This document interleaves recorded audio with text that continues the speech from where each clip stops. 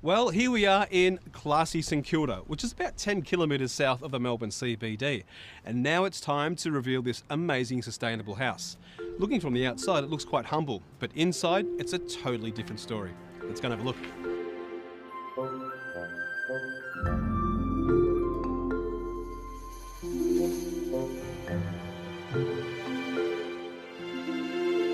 We catch up with architect and owner David and his wife Lena as they show me around this uniquely designed home with a sustainable edge.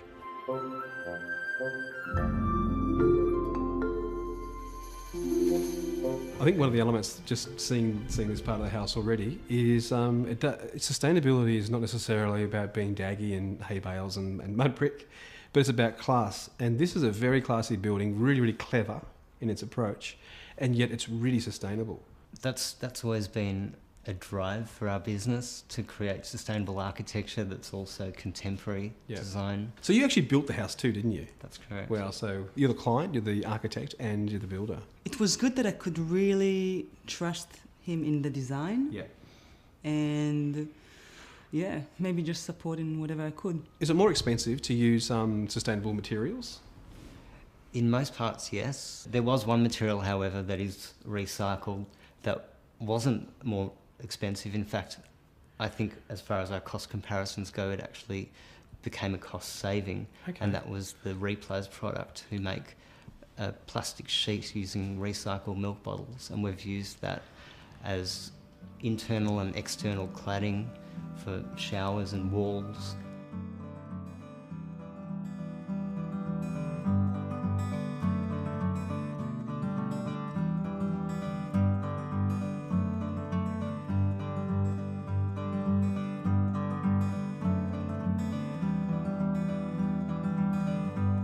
So this is a really novel idea. If you live in a tight space, you didn't have a backyard, so you've created your own backyard on the roof. It's so nice to have your private space, so our solution to that was to create gardens in the sky.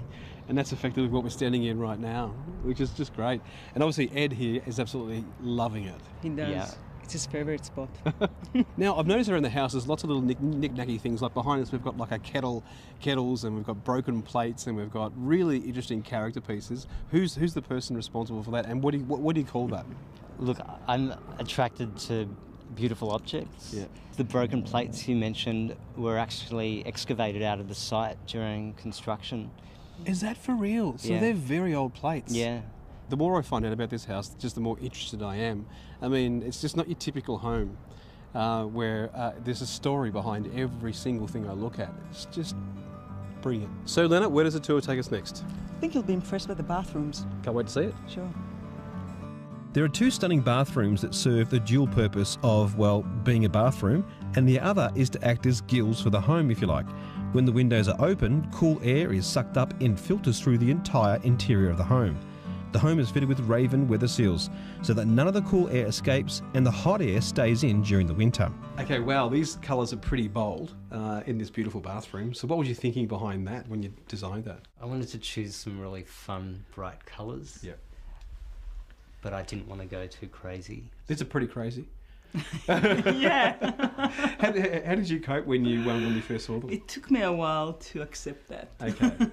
And then David was pretty insistent. Yeah. And then I just went with it. It just works so well with that beautiful courtyard and the greenery that's outside there as well. What's one of the sustainability features other than the air conditioning system? The Apricus hot water system uses about 80% less energy than a standard storage hot water service. And looks really stunning from the roof as well. I think it's an interesting element. The house doesn't skimp on any mod cons, such as the zip tap. It provides hot and cold water as well as sparkling water, all for drinking, and ready at the touch of a button. The original house contains 2 bedrooms. The bathroom and ensuite are stunning features of the house. They also serve as vents that allow the house to cool naturally. The main living space is on the first level and overlooks the courtyard area.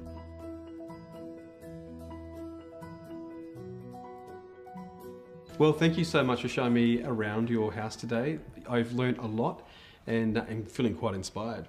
Tell us about price now. People are wanting to know what's it going to cost to build a house like this. Before we started construction and after we finished the design, we got quotes from builders, and the prices ranged between 1.5 and 1.8 $1 million. million. Wow. Yeah. And obviously you guys have had some savings along the way, so that's all credit to you. Well, thank you so much. I had a great time.